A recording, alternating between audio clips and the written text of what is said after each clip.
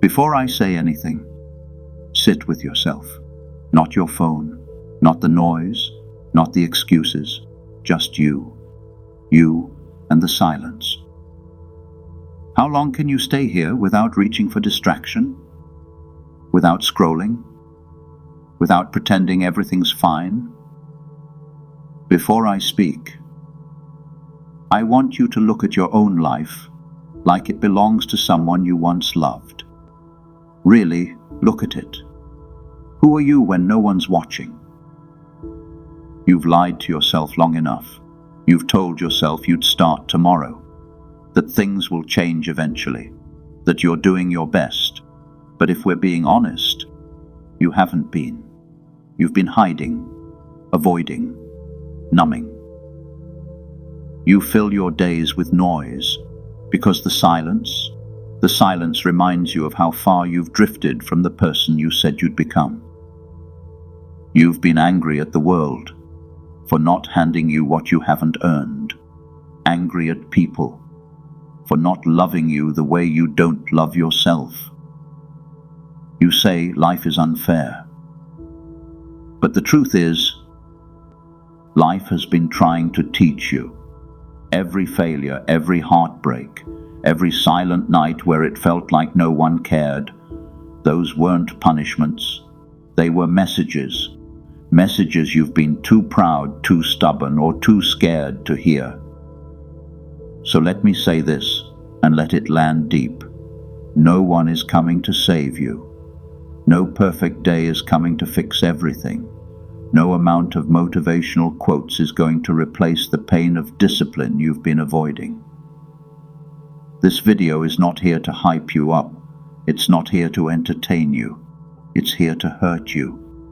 Just enough to wake you. Because maybe what you need right now is not another dopamine hit, but the quiet, brutal, liberating truth. So I'll ask again, who are you when no one's watching?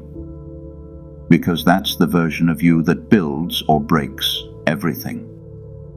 And until you're ready to face that version, everything else is a mask, a performance, a delay tactic. In a few seconds, I'm going to tell you 7 truths. They won't feel good. They're not supposed to. They're going to challenge the soft version of you, the one that quit, the one that settled, the one that stopped believing. You might cry. You might get defensive. You might even want to turn this off. That's fine. But don't pretend you weren't warned. You didn't come here by accident. And this isn't just a video.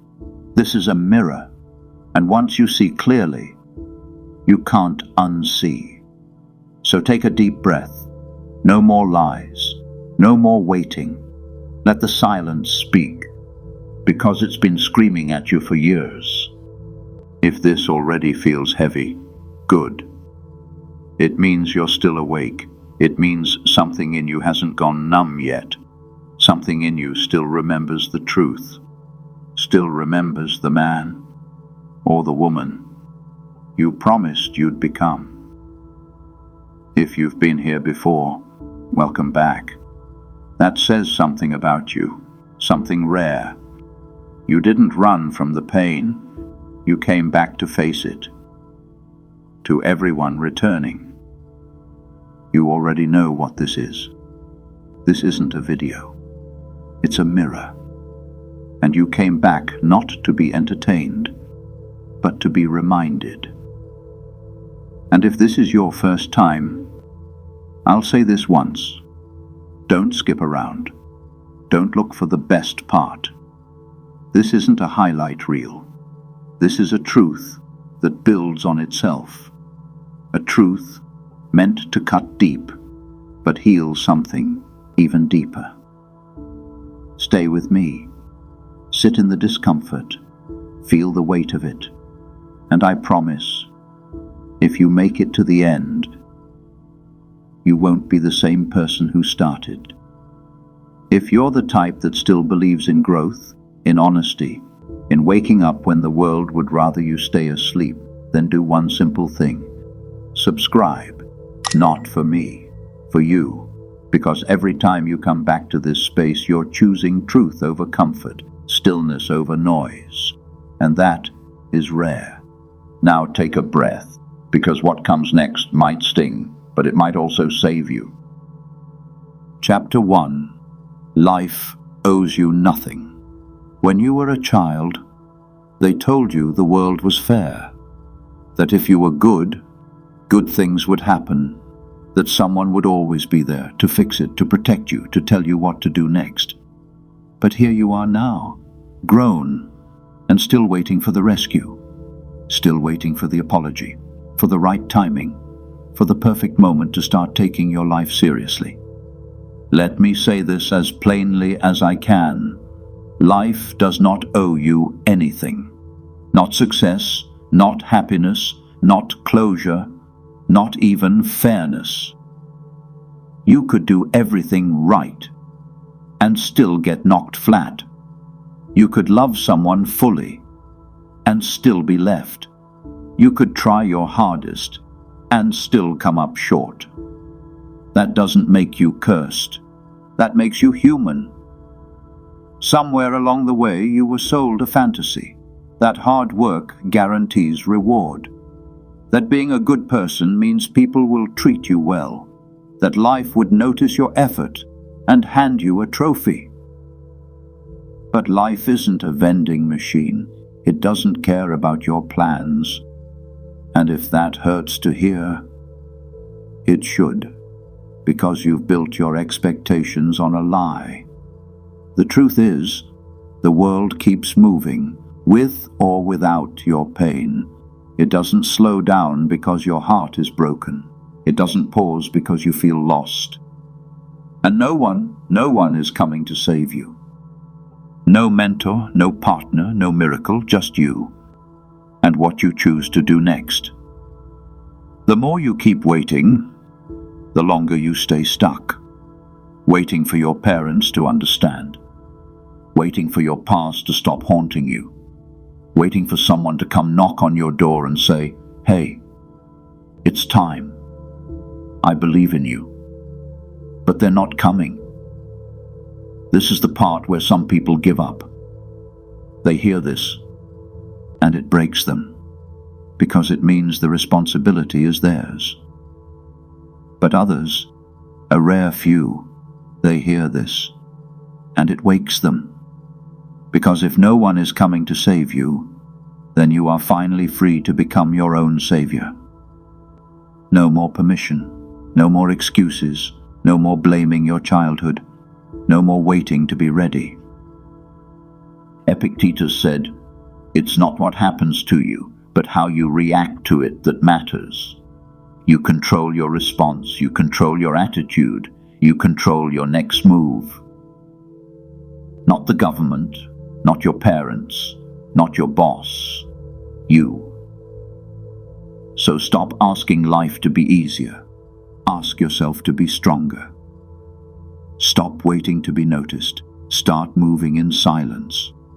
Stop needing motivation and build discipline instead. You have no idea what you're capable of because you've never truly held yourself accountable. Not partially, not occasionally, but fully. You say you want change, but what have you sacrificed for it? You say you want peace, but what have you walked away from to earn it?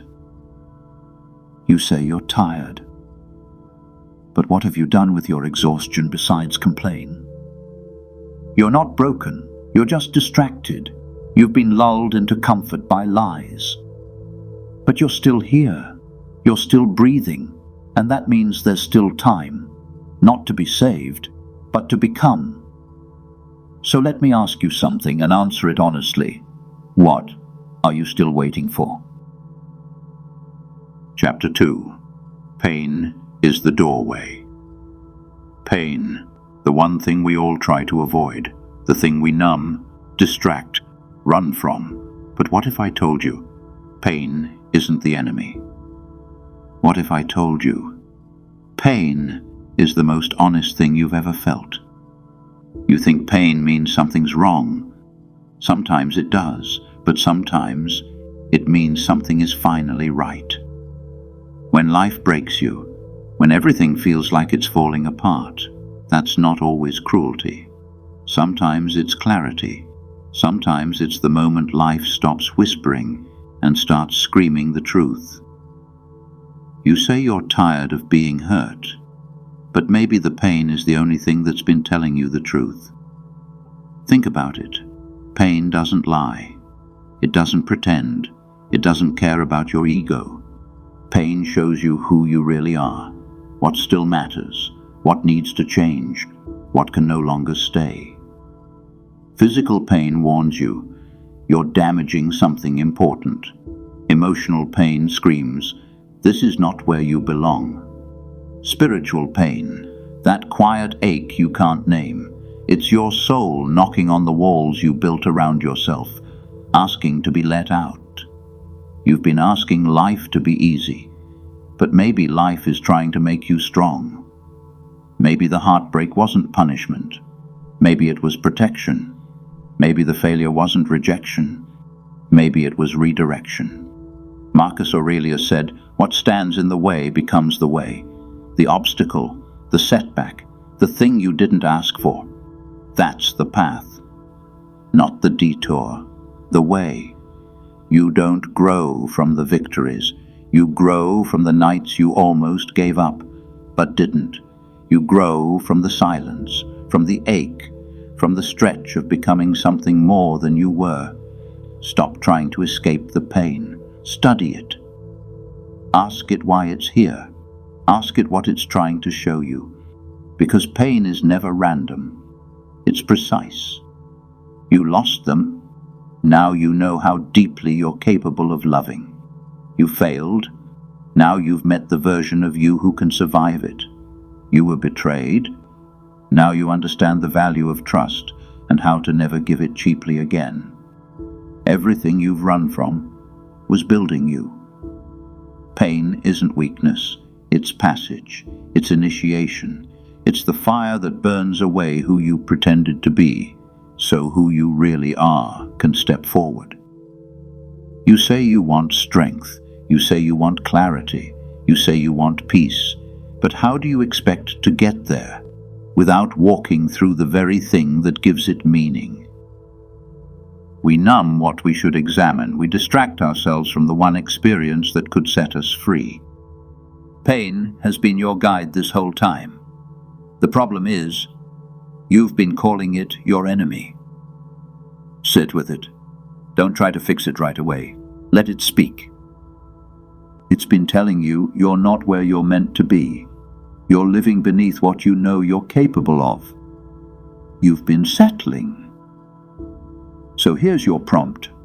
Not a quote, not a mantra, a question. When was the last time pain made you wiser? Not bitter, not numb, wiser. Go write about it, go sit with it, go thank it, because that is how we turn suffering into strength. Chapter 3. You are not special, and that's liberating. You're not special, and that's not an insult. It's freedom. We live in a world that told you you were born to shine. That greatness was already in you. That being you was enough. But here's the uncomfortable truth. It's not. You are not owed success. You are not guaranteed to be extraordinary. And no, being alive isn't some cosmic achievement. You were born, just like billions of others. And now what? That's the real question. Now what? You don't become great by existing. You become great by enduring, by choosing the hard thing, by doing the work no one applauds. But you've been tricked, told that passion is all you need, that self-love replaces self-discipline, that your truth matters more than your actions.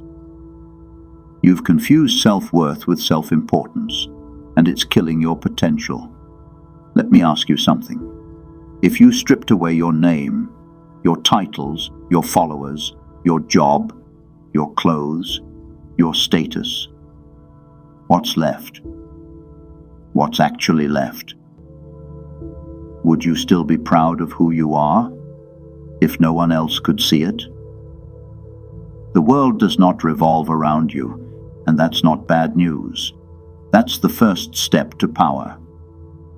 Because when you stop trying to matter so badly, you start doing things that actually do matter. You want real confidence? Earn it, not by talking louder, but by doing more in silence. You want peace? Let go of the need to be admired. You want strength? Be willing to be unseen and still show up fully. You are not special. You're not cursed either. You're capable. But capability without action means nothing. Potential without responsibility is just noise. The Stoics understood this. They didn't spend time hyping themselves up. They spent time mastering themselves. Marcus Aurelius ruled the most powerful empire on earth and still wrote, "You are just a soul carrying a corpse." That's humility. That's perspective. That's power. You think humility is weakness? Try waking up every day knowing you're replaceable and still giving everything you have. That's strength. You think obscurity means failure? Ask the man who works in silence for 10 years before anyone notices. Ask the woman who builds something real without applause. They're not chasing validation. They're chasing mastery. The ones who get it, they're not trying to be somebody. They're becoming something. So, strip the titles, strip the roles, strip the story. What's left is your character. And character, that's earned in the dark, when no one's clapping, when no one sees, when you do the right thing, not because it'll make you look good, but because you've decided you won't live small anymore. You're not special, you're responsible. And maybe that is the most liberating truth you'll ever hear. Chapter 4. Discipline is self-respect. Let's talk about something we avoid, something we dress up with excuses, something we claim to struggle with, but deep down just don't respect enough yet. Discipline. Not the kind that looks good in a quote, not the kind that trends online. I'm talking about the real thing. The kind you do when no one sees. The kind you return to when no one's clapping. The kind that feels boring, repetitive, uncomfortable, but transforms you in silence. Here's the truth. Discipline is not punishment. It's proof you give a damn about yourself. You wake up early, not because it's trendy, but because your goals mean more than comfort. You take the cold shower, not because it's impressive, but because you said you would. You sit in silence, not because it feels good, but because you need to hear your own voice again. This is you versus your urges every single day. You versus the voice that says, just skip it. You've earned a break. No one's watching anyway. Discipline is the art of not negotiating with your lesser self. You want to know who wins in this life? The man who controls himself. That's it. Not the loudest, not the smartest, not the one with the best plan. The one who follows through. Control your mind, or it will control you. Control your cravings, or you'll become their slave. Control your time, or you'll wake up at 50, wondering where it all went. You're not tired. You're undisciplined. You're not overwhelmed. You're unorganized. You're not unlucky. You're just inconsistent. I'm not here to shame you. I'm here to remind you. You're better than the version of you that keeps hitting snooze on your life. Discipline isn't about suffering. It's about alignment. It's about building habits so strong that even on your worst day, you still don't fall apart. The Stoics didn't chase motivation. They trained their minds like warriors. They believed that the man who could control his thoughts, his schedule, his impulses, was untouchable. You want to feel proud of yourself? Stop chasing dopamine. Start chasing consistency. You want to rebuild your confidence? Stop making promises you don't keep. Start building rituals you refuse to break. So what does that look like? What does real discipline look like today? Try this. 3 simple, quiet acts of self-respect. Every day. No applause, just truth. 1. Wake up when you said you would. No snooze. No just 5 more minutes. Your alarm is not a suggestion. It's a promise you made to yourself the night before. 2. Do one thing you don't feel like doing, on purpose. A cold shower, a hard workout, a conversation you've been avoiding. Discipline grows in discomfort. 3. End the day in silence. No phone, no noise, just you, your thoughts, and a pen. Journal what you did. Own what you didn't. Then sleep like someone who's not hiding from themselves. That's it. No hacks needed, just discipline, daily, unshaken, unimpressed with your excuses. You want to respect yourself again? Do the things that build respect, not once, but again, and again, and again. Discipline isn't some elite code. It's a quiet contract between the version of you that wants better and the version of you that shows up for it. So ask yourself, who's been winning lately, your higher self or your habits? Because when the two no longer match, life becomes noise. You know what to do. You've always known. You just needed someone to say it out loud. If you're still here, if you've made it this far, I want you to hear this clearly. You're not like most people. Most would have clicked away by now. Too heavy, too quiet, too real. But you didn't. You stayed. You let it hit. You let it hurt.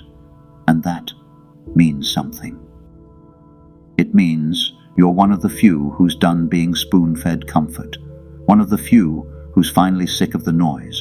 One of the few who doesn't just want motivation. You want direction. Not a hack, not a shortcut, but something solid, something ancient, something real.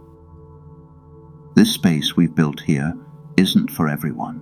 It's not designed to go viral. It's not chasing applause. It's just for us, the ones who are ready to face what's actually holding us back.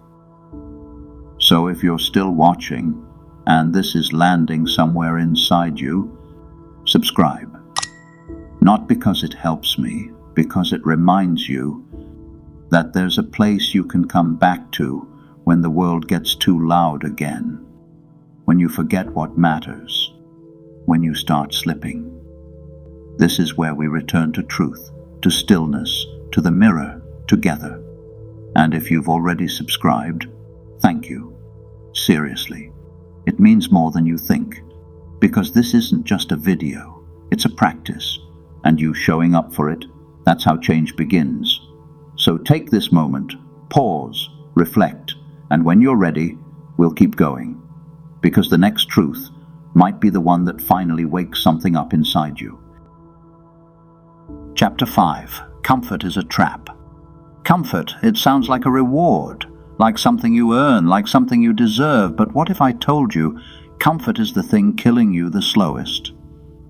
Not all at once, not dramatically, just little by little, softening your edge, diluting your fire, lulling you into a kind of sleep where you look alive, but something inside you is shrinking.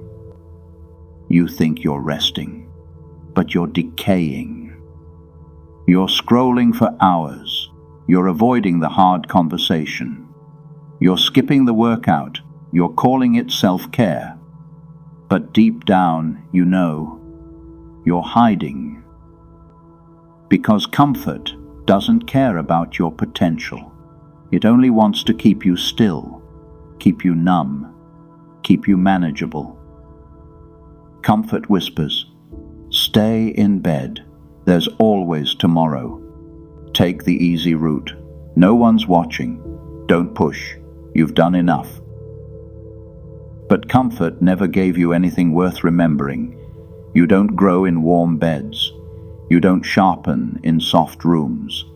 You don't become who you're meant to be by choosing what feels good. Seneca, one of the wealthiest Stoics, practiced voluntary hardship. He slept on the ground. He wore rags. He fasted, just to prove to himself, if all of it was taken from me, I'd still be me. That's power. That's resilience. That's what comfort will never teach you. You're dying slowly in a warm bed, not physically, but mentally, spiritually. The life you were meant to live, it's waiting on the other side of the thing you keep avoiding. You were not built for endless ease. You were built for resistance, for sweat, for challenge. You were built to overcome. But comfort convinces you. Avoid anything that hurts, and so you become weaker, more anxious, more uncertain. Not because life got harder, but because you stopped facing it. Every time you choose comfort over courage, you tell your subconscious, "I'm not strong enough," and eventually you start to believe it. That's the trap. It's not a sudden fall, it's a slow slide down into a version of yourself you don't even recognize anymore. And the scariest part, it feels okay. Not painful, just quiet enough for you to ignore it. But you know. You feel it when you lie in bed too long, when you keep putting things off, when you say, "I'll do it tomorrow," and tomorrow becomes next year. That ache in your chest, it's not stress, it's potential, rotting. So here's your prompt, a real one, a hard one. Choose discomfort today, on purpose. Skip the elevator, make the phone call, take the cold shower, do the rep after it burns. Say no when it's easier to say yes. Say yes when fear says no. Don't do it because it's noble. Do it because it's necessary. Because every time you choose discomfort over ease, you build something far more powerful than comfort ever gave you. Inner strength. That kind of strength? It's quiet. It doesn't need to be seen, but when life comes swinging, that's what holds the line. Comfort is the drug. Discomfort is the medicine. One numbs you. One heals you. Pick one. Chapter 6. Most people don't care, and that's good. Here's something they don't tell you when you start healing, when you start building, when you start doing something different. Most people won't care, and that's not a tragedy. That's your freedom. You'll work on yourself. You'll rise early. You'll face your demons. You'll unlearn everything you were taught, and they'll keep scrolling, keep talking, keep not noticing. At first it hurts, because deep down, you wanted them to clap. You wanted someone to say, "I see you." But here's the truth. You don't need them to. You don't need to explain your growth. You don't need to convince anyone why you're leaving, changing, cutting contact, starting over. You don't need to justify your silence, your boundaries, your peace. Why? Because validation is a leash, and you weren't made to be walked. The more you seek approval, the more you abandon yourself. You'll start shrinking your goals to make them comfortable. You'll lower your voice to stay liked. You'll wear a mask that starts to rot your soul from the inside out. Most people don't care about your story. They care how it affects theirs. Most people don't hate you. They're just busy being indifferent, distracted, stuck in their own noise. And that's not cold, that's clarity. Because once you understand that the crowd isn't watching, you're finally free to walk alone. The Stoics called it indifference to praise and blame. Marcus Aurelius wrote, "Ambition means tying your well-being to what other people say or do. Sanity means tying it to your own actions." Sanity, that's the goal, not applause, not acceptance. Sanity. You don't need to be understood to be at peace. You don't need to be praised to be valuable. Rejection is redirection, and indifference. That's not heartlessness, it's wisdom, it's emotional sobriety. Think about how much time you've lost, trying to be liked, trying to be chosen, trying to be invited to a table you don't even want to sit at anymore. Now think about what you could do with all that energy if you gave it back to yourself. You'd stop performing, you'd start building, you'd stop reacting, you'd start choosing. That's what happens when you let go of needing them to care. You become someone you actually respect. You don't need 100 people to clap for you. You just need to stop clapping for your own smallness. Let them not care. Let them not notice. Let them misunderstand you. You're not here to be seen. You're here to become real. So here's your challenge, and I mean it. Do this. Take one action today, just one, for your growth, for your discipline, for your peace, and tell no one. No post, no announcement, no proof, just you, and the decision to stop needing eyes on you to finally rise. Do it in silence. Do it with weight. Do it because most people don't care. And that's exactly why you're finally free. Chapter 7. You become what you tolerate. Let's talk about what you're allowing, not what you say you believe in, but what you put up with, what you tolerate, what you excuse, what you keep brushing off while your soul quietly rots under the surface. Because you don't rise to your goals, you fall to your standards. And right now, your life is quietly being shaped by the things you keep letting slide. That friend who drains you, that habit that leaves you empty, that job you complain about but never leave, that person you keep forgiving even though they've never changed.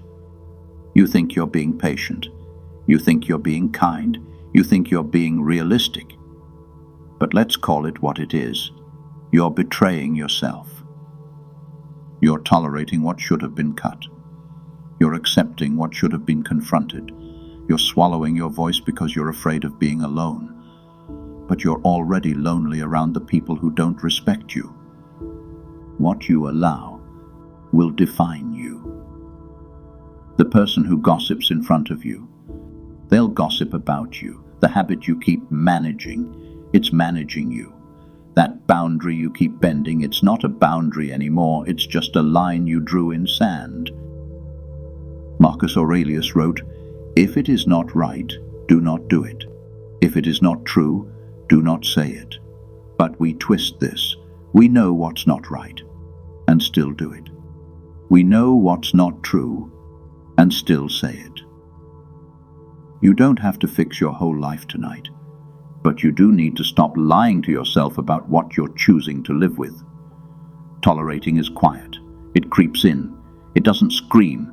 It whispers, "It's fine.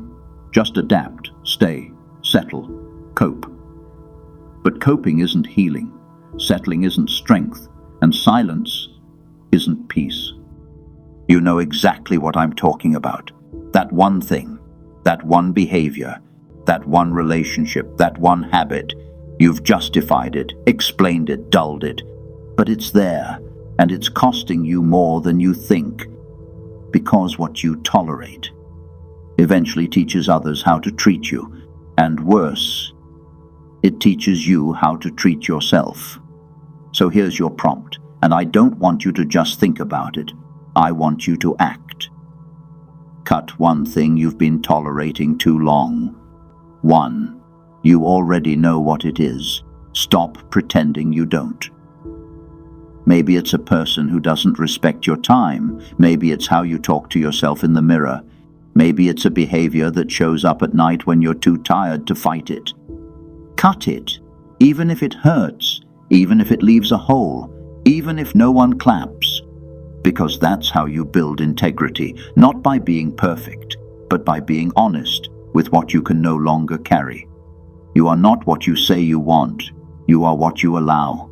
So raise your standards, not because you're better than anyone, but because you finally remembered you're not meant to live beneath your own worth.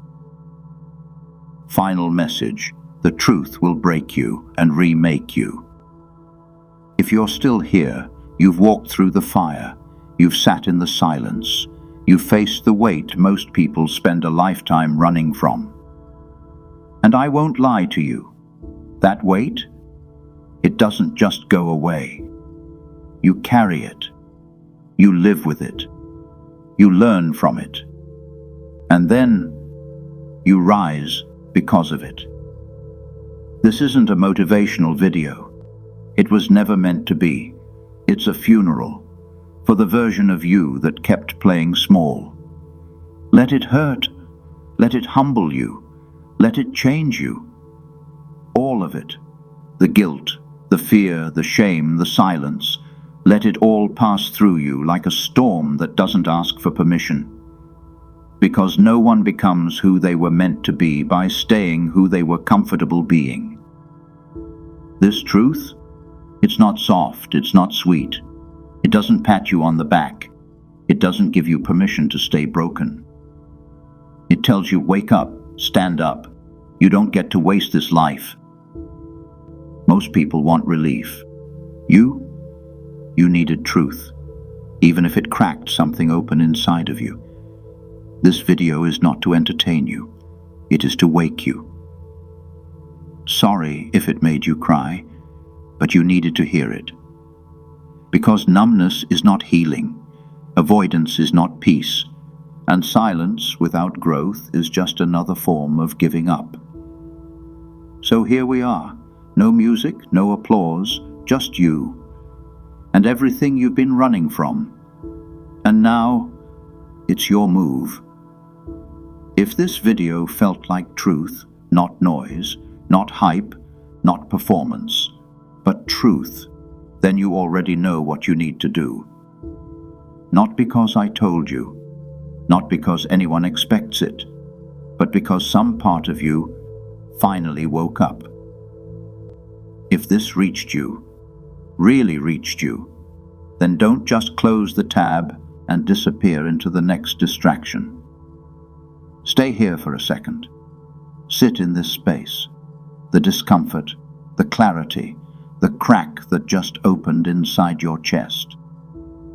Because truth doesn't come often, not in a world that profits off your numbness, off your comfort, off your doubt. If this video brought you back to yourself, if even one line hit harder than you expected, then I ask just one thing: subscribe. Not for numbers, not for ego, but so that this space, this rare quiet place, can stay open. Because let's be real, the world's only getting louder, and you're going to need reminders, anchors, not noise, direction. So subscribe. Join the few who are done pretending, done performing, done coping. This isn't a channel. It's not a brand. It's a mirror. And every time you return, you'll remember who you're not and who you could still become. If this video meant something to you, share it with someone who's forgetting how to fight, someone who's fading, someone who needs to remember. They're not finished yet. But most importantly, before you click away, before the noise comes rushing back in, do one thing tonight that honors the truth you heard. Something small, something quiet, but something real. Because the version of you that finishes videos like this, that version deserves more than just inspiration. It deserves action. I'll see you in the next one, or maybe I won't. But either way, don't forget who you are when the silence starts speaking again.